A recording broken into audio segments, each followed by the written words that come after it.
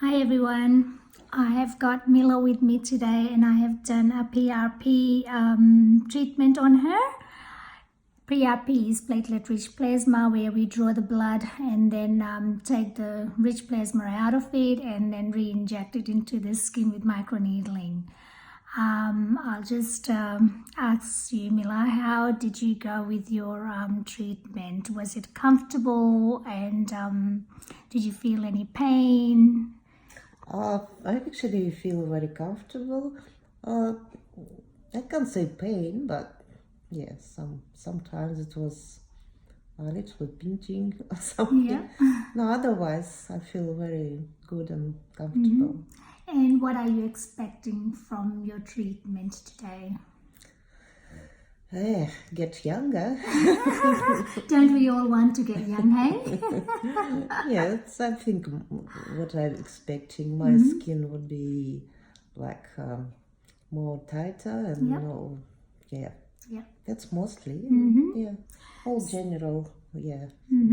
So what it does, it does help with the skin tightening and also help with the fine lines and wrinkles, and gives a little bit of a lift as well and rejuvenation for the skin. Also the pores as well, if somebody's got open pores, that minimizes that and shrinks it. Also with the treatment, it's not uncomfortable, it's very comfortable because we do use the anesthetic, topical anesthetic, and leave it on for half an hour. And some people feel a little bit of pinching and some people don't feel anything at all. It all depends on your pain threshold as well. PRP is also very good for scarring, acne scarring, pitted scarring, anything, it's quite good. Now Mila has got the microneedling done and she's now going to get injected into her skin as well. So she's getting double trouble, aren't you, today? Two treatments. So what we are doing is we are microneedling it, and then the doctor is going to come in and inject it into the areas that most needed. So for example, crow's feet and under the eyes as well, and nasolabial lines too. So it all depends where you need it most, and that's where the doctor is going to come and inject it. So can't wait to see the results now. Hey, Mila. I hope it will be soon. It will be. I've just put Mila on under the LED, the infrared LED, which helps to heal the skin before she gets injected as well, and then she'll get some more infrared afterwards, so it helps so that it doesn't give you too much bruising or swelling, and wound healing is the main thing for it. So it starts the healing process from here, and it subsides the redness as well. So she did have a nice mild bleeding happening there as well. So because her skin is quite prepped very nicely, so she has been getting a lot of good treatments done to herself. Her skin's looking great anyway to begin with, and she's been looking after it very well, haven't you, Mila? Hey? Yeah, thanks, you helped me with that. Oh, no worries. Good to know that they appreciate it so much. Not as pain as this one because it's probably accustomed to. You're used to it. Used to, yeah. You're used to it. Yeah. So now Mila is getting her PRP injected in the areas that she needed most. So Dr Arbuckle is injecting it into her marionette lines there. How's that feeling, Mila? Not now. It's better than it was, isn't it? Yeah, it's acceptable. Like when you have a tattoo, the further into it you go, the less it hurts. So, Doctor, during the PRP, what do you think with the PRP with microneedling and the injections together? I think you're dealing with certainly two different levels of skin. So what you're doing with your needling is you're treating the upper layers of the skin, and what we're doing when we inject deeper is we're looking more at the structure of the face. Most people like to have both of those layers as good as you can possibly get. So I think the quality of the skin with the needling will be improved, and what we're trying to do is actually stimulate some collagen growth in here and various places, so that we're actually getting a little bit of a lift in one regard, and two, filling in some of the defects, of course, that happen as we get older and we lose tissue mass. So we're going to do one in here, and then I'm going to do two, and I'm not going to go right into your lid, I'm going to go in here. Okay. I'm going to massage it up into the lid. Because if you inject up there, well, it's tiger country anyway, but other than that, we don't want our patient getting a black eye out of the deal. We've managed to go this far with her not looking too bad and sort of not complaining too much, but I think she's tough. She's very tough, aren't she? She's just back from Moscow, she must be tough. Good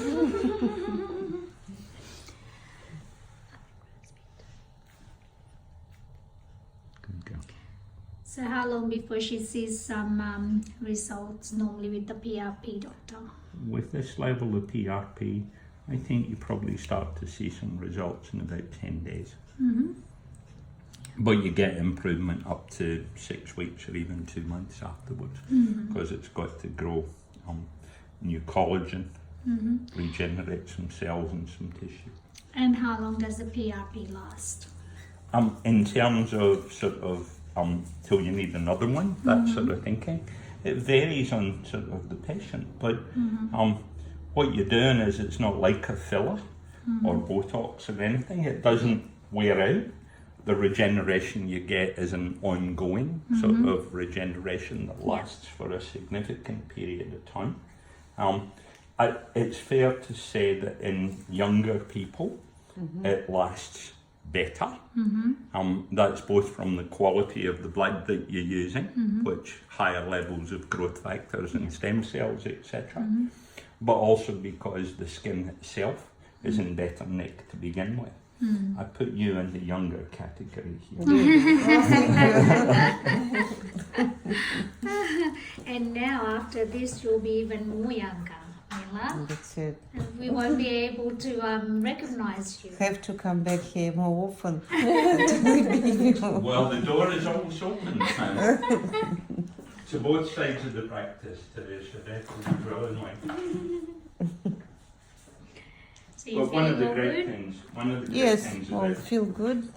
Yeah, that's good. one of the great things about this therapy is, of course, we're using your own stuff for it. We're not putting anything into you that is foreign in any way, and we're actually helping your body regenerate itself, rather than enforcing sort of something that goes into the skin where I think it should be. Your body's actually deciding. We put this in the appropriate places, but your body's deciding how much repair is actually being done and in what areas, so that we don't get a distorted look. It is a real rejuvenation look. And talking about the PRP, you do inject them in the joints as well for Yes. arthritis and joint pains as well. You can put it in joints and tendons, and in fact that's probably where it started. But the thing is, once you've got the capacity to extract the blood, spin it down and get the fraction, the rejuvenating fraction out of it, you can use it anywhere. You know? So the cosmetic aspects are great, but sort of it is good also to use it as repair. Just in at the corner here. Sorry, honey, a little stingy.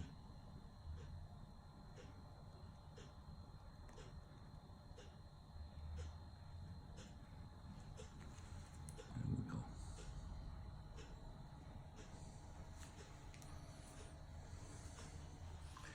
try to avoid the really lax skin underneath the eye, because that lends it into the scar. So what have you done with the scar again? The scar is we have injected along the line of the scar, which was a Russian dog bit her when she was a child. We injected underneath the top part of the scar so that we could actually rejuvenate the cells underneath it. Yeah. And you can actually feel the tension in it now, because we put quite a lot in there. Yeah. So instead of perhaps using what you do with some scars, instead of using perhaps a cortisone or a 5-fluorouracil or some of the things you use to soften scars, we're again using your own repair mechanism to hopefully repair that scar. May not disappear completely, but I'm sure it'll look better. So I did some microneedling on there, and I did some stamping on that as well. And obviously that too will help it. Yeah. There's a lot you can do with scars these days. Exactly. Instead of just perceiving that they're there and going to stay there.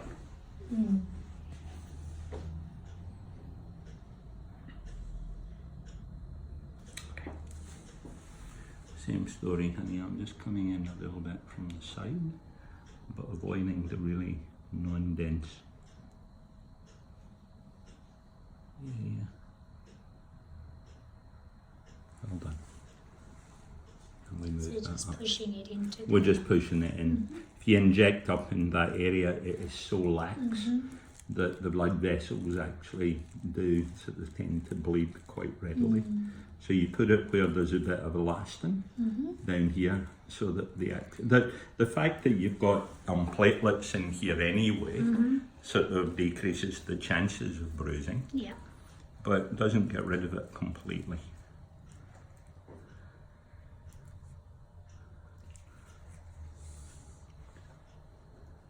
So we've actually got a fair bit of that now sitting underneath the eye, in the eye sac, so that we can generate more tissue in there, so that you don't see the baggy, well, whenever it's done what it's supposed to do, you won't see the baggy bits so much. And nor will you actually see the darkness under the eyes, which is the reflection of the veins sort of through the thin skin, because it won't be as thin. You were very brave. So we finished? Pretty much. Oh. Wasn't too bad, was it? No, it wasn't too bad. It was some, and I was just explaining sort of the technique's a little different from what it used to be. Used to give an awful lot of injections. The idea now is to use the same amount of solution, but give fewer injections and then manipulate it where you want it to go. Because you can squeeze it through the subcutaneous tissue. And the patients liked it better. They don't have as many pinholes in the face. If we have a little look, we're seeing that we've definitely got a more rounded look at the moment. But that on its own will sort of fade away over the next couple of days. But the cells will stay and will stimulate the growth that we need. Okay. So you'll be back seeing Shabetta, but maybe I'd like to have a look in sort of 6 weeks or something. 6 weeks, Just to see how it is. I hope you guys enjoy the video, and I'll see you all soon. Bye.